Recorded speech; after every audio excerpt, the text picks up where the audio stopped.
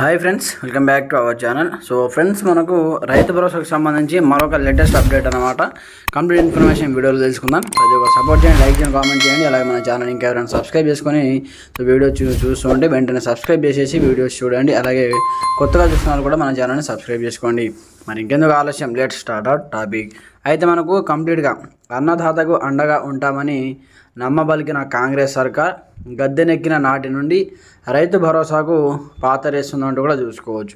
వరుసగా 4 సీజన్ల నుండి పెట్టుబడి సాయాన్ని ఎగవేస్తూ రైతు నోట్లో మట్టి కొడుతుంది. కేవలం 3 ఎకరాల రైతుకే 72,000 బాకీ పడగా రాష్ట్ర వ్యాప్తంగా దాదాపు 15,000 కోట్ల రైతుల సొమ్మును గోవింద అనిపించిందంటూ కూడా చూసుకోవచ్చు.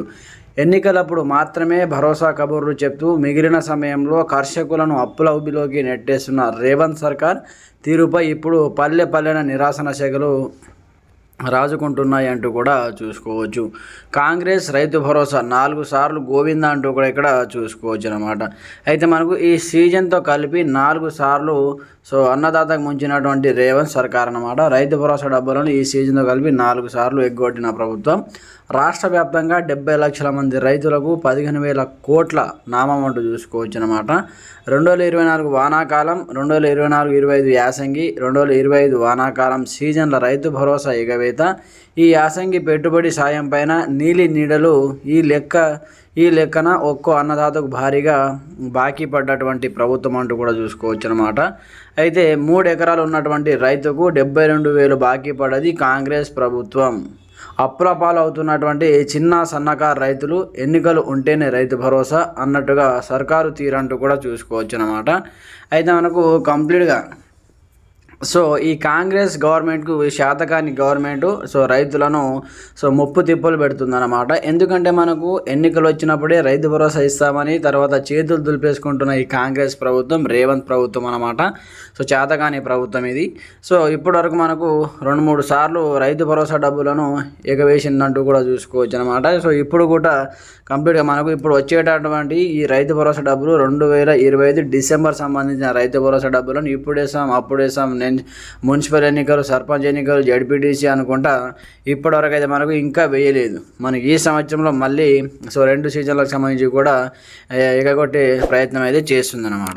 అయితే మనకు తెలంగాణ అన్నదాతకు కాంగ్రెస్ ప్రభుత్వం భరోసా కాకుండా బకాయిగా మారింది. పర్యావరణం గైడ్లైన్ సర్వేల పేరుతో కాలయాపన చేస్తూ వరుసగా 4వ సీజన్లోనూ రైతును రేవంత్ సర్కార్ నట్టెట్ట ముంచింది. 2024 వానాకాలం నుంచి ప్రారంభమైనటువంటి ఎగవేత పర్వం ప్రస్తుత 2025-26 యాసంగి వరకు కూడా కొనసాగుతూనే ఉంది.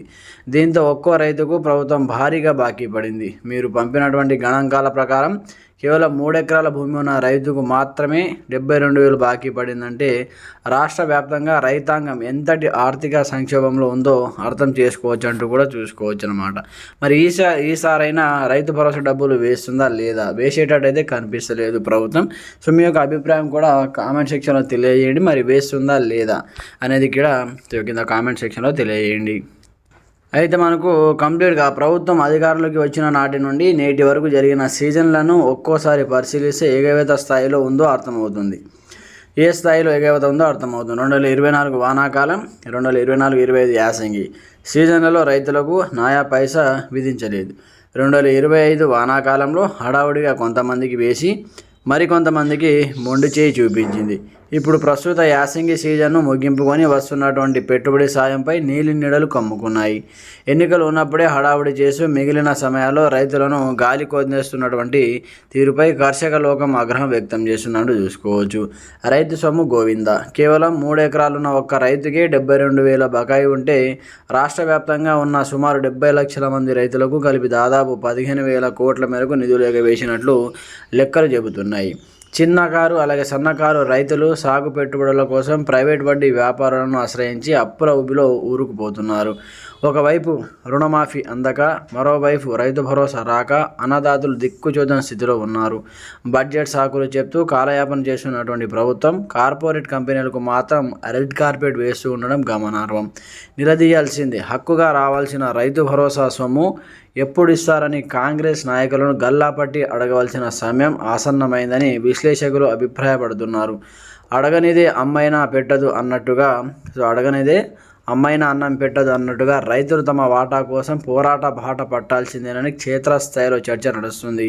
ఇప్పటికైనా సర్కార్ కళ్ళు తెరిచి వరుసగా 4 సార్లు గోవిందా అన్న ఈ బకాయిలను వెంటనే రైతుల ఖాతాలో జమ చేయకపోతే వచ్చే రోజుల్లో రైతాంగం నుంచి తీవ్ర ప్రతిఘటన తప్పదంటూ కూడా చూసుకోవచ్చు. అయితే మనకు ఇప్పటికే ఈ 4 సీజన్లకు సంబంధించి 2 సార్లు అయితే కంప్లీట్గా మనకైతే ఎగ్గొట్టడం జరిగింది. ఈసారి కూడా కలితే మనకు కంప్లీట్గా ఈ 4 సార్లు అయితే గోవిందా అనిపిస్తుంది అనమాట ఈ సర్కార్ ప్రభుత్వం, ఈ రేవంత్ రెడ్డి ప్రభుత్వం. అయితే చూడాలి మరి వేస్తుందా లేదా, మళ్ళీ జడ్పీటీసీ ఎంపీటీసీ ఎన్నికల తర్వాత అంటాడా అనేది ఒకసారి అయితే మనము గమనించాల్సి ఉంటుంది. రైతులు ఆలోచించండి కంప్లీట్గా. వీటిపైన మీకు సంబంధించి ఎలాంటి అభిప్రాయం కామెంట్ చేయండి. అలాగే ప్రతి ఒక్కరు మన ఛానల్ని సబ్స్క్రైబ్ చేసుకొని బెల్ ఐకాన్ యాక్టివేట్ చేసుకోండి. కొత్తగా చూసిన వాళ్ళకు కూడా మీ ఫ్రెండ్స్ అండ్ ఫ్యామిలీ మెంబర్తో వాట్సాప్, ఫేస్బుక్, ఇన్స్టాగ్రామ్ కూడా షేర్ చేయండి. అలాగే వీడియో కింద మన యొక్క సెకండ్ ఛానల్ లింక్ ఉంటుంది. అలాగే వాట్సాప్ ఛానల్ లింక్ కూడా ఉంటుంది. వాట్సాప్లో డైరెక్ట్గా మీరు నాకు చాట్ చేయొచ్చు. అలాగే Telegram link, Instagram link, Facebook links కూడా వీడియో కింద డిస్క్రిప్షన్లో ప్రొవైడ్ చేశాను. అక్కడ నుంచి మన టెలిగ్రామ్ ఛానల్ కూడా ఫాలో అవ్వండి, వాట్సాప్ ఛానల్ కూడా ఫాలో అవ్వండి. అలాగే ఇన్స్టాగ్రామ్స్ అండ్ మనకు అన్నిట్లో పోస్ట్ చేయడం జరుగుతుందన్నమాట. ఎవ్రీ అప్డేట్ డైలీ వైజ్గా పోస్ట్ చేయడం జరుగుతుంది. అందులో కూడా చూడండి. Okay friends, thanks for watching this video. జై హింద్.